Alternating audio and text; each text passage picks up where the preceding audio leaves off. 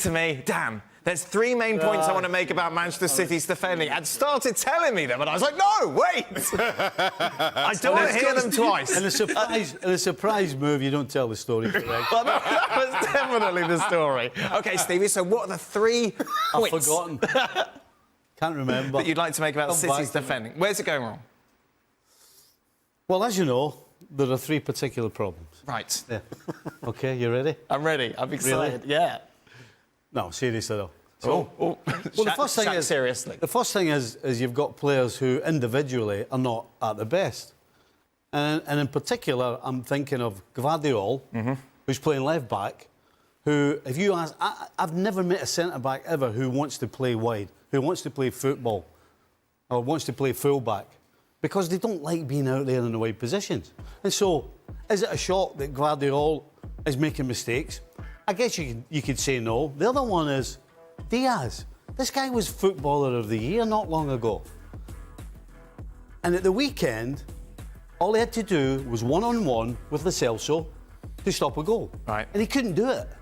He couldn't do it. So now you've got half your back 4 who are not able to do the job. So straight away you wonder why they're letting goals in. All you need to do is get somebody with the defenders to be moving their positions accordingly. Right. And so that they're always in the game. So if the ball's coughed up, they're in a position where they can do something about it, where they can either win it, or they can close somebody down, or they can hold somebody up to let everybody get back. And the last one is, you've got to choose the right people in the right positions. So the goal that they lose with Son comes from a set piece. And who's one of the last guys to defend? Doku. Doku. That's down to the coaching staff. You can't put Doku in a position where he has to defend in order to stop a goal. Because as you saw, regardless of how much pace he has, he tries to win the ball when he doesn't need to. He's so quick that all he's got to do is drop off. And again, a defender would hold Heung-min Son up to let others get around. So these are really basic things. This is not rocket science. So given that it's so basic, is it easy to fix? It should be straightforward to go about it in a manner where you put the players on the training field and you repeat it and repeat it and repeat it. And listen, we always go back to the George Graham Arsenal back 4, you know, Dixon and all of these guys, Winterburn, and they were sick to death of doing the same stuff time after time after time. But guess what? Nobody could get through them. Right. Because of it. So it's fixable, but only if you actually see it and do something about it. Mario, I'm going to repeat the point I made yesterday because I thought it was a really good one. Every time that Manchester City are on the back foot, when the opposition are attacking them, you feel like the opposition are going to score. Yeah, but that's also the way they stand, right? Because they always commit themselves really open. And I think in this game also, you know, what Stevie was saying, there's too much space between the lines. And that is actually what City was really good at, to keep it really compact. But also we have to understand, this is the game where they play against Ange. You know, when you play against a Spurs team, the way Postecoglou has made his team, he has won. He battles you on the one-on-one. He does not care. He takes a lot of risk, because, guys, look, we're watching a team now that he goes 1v1 if he has to, and he does that. He does not even care about that. And then he plays the high line, and also you saw him, he must have practiced with his team, also letting them know when to drop the line.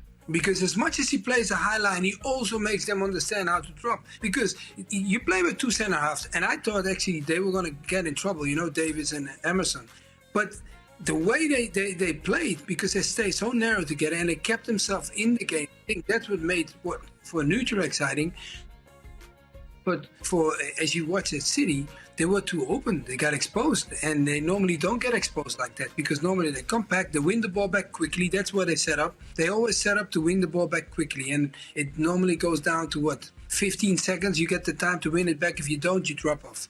But then when you are too open, that's when they come and hurt you. And what Stevie said, how could Doku be at a corner, marking the outside line and running against the fastest player of Spurs, knowing that he is one of the fastest as well? But no, as a defender, I was a defender myself, I would not put my attackers in that position. At least put one of the defenders, one of them, like a left or a right-sided guy, to put him there, because normally you put like the less tallest player on the outside of the box, and they put Doku there, and I was surprised because he did not know what to do defensively.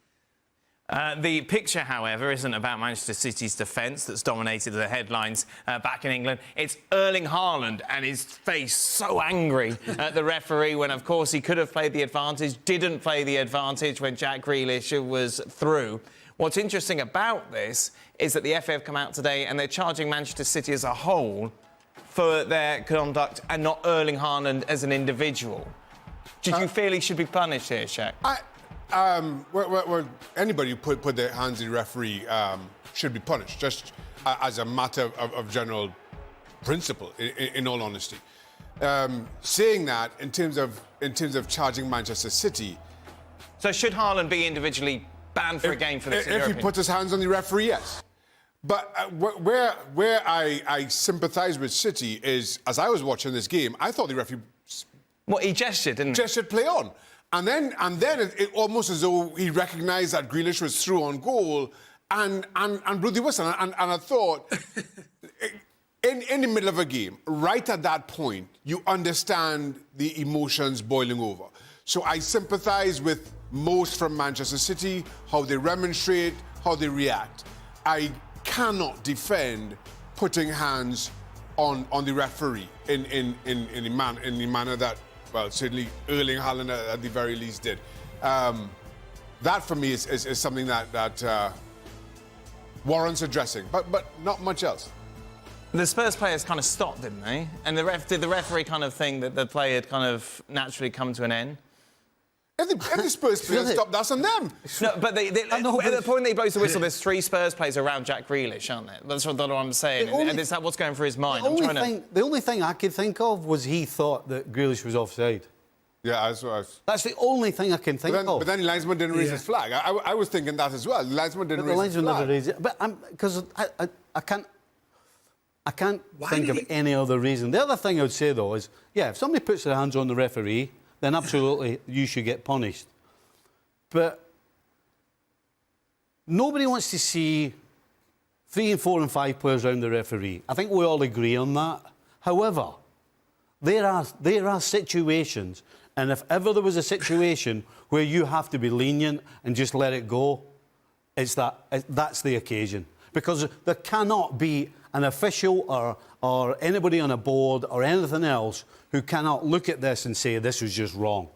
And so you have to take a step back and do the right thing and not be officious and, well, this is what we do if players go round the referee. There are certain situations where I think not allowed's not the word, but you should just let it go. Anybody puts their hands on, absolutely, I'm all for it. Hit them with whatever you want. But you can't turn round and start fining players as a group or a club as a group when something like that happens. Erling Haaland did find the funny side to one meme that was made available today. I don't know if you've seen this, Mario. It is quite good. From about his hair, was it? It wasn't about his hair. No, it was from. Oh my God! It was for me. Edvard Munch's scream, of course. The moment was interesting, which was very, very good. Go on, Mario. No, but you know why? Like what you guys talked about. Why did the ref have to wait that long, guys? Come on now. Come on, you can't.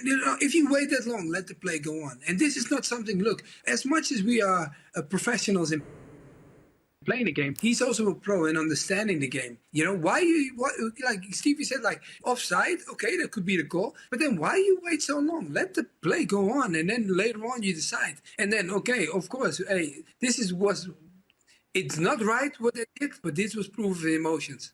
All the emotions were right up there because Haaland hadn't scored yet, so you know his emotions going to be high. And then you have everybody that's around it. Haaland, it looked like he was not even screaming about what was happening. It was 2 things that were happening. Him not scoring and his team not winning. Those were the 2 things I could see the emotional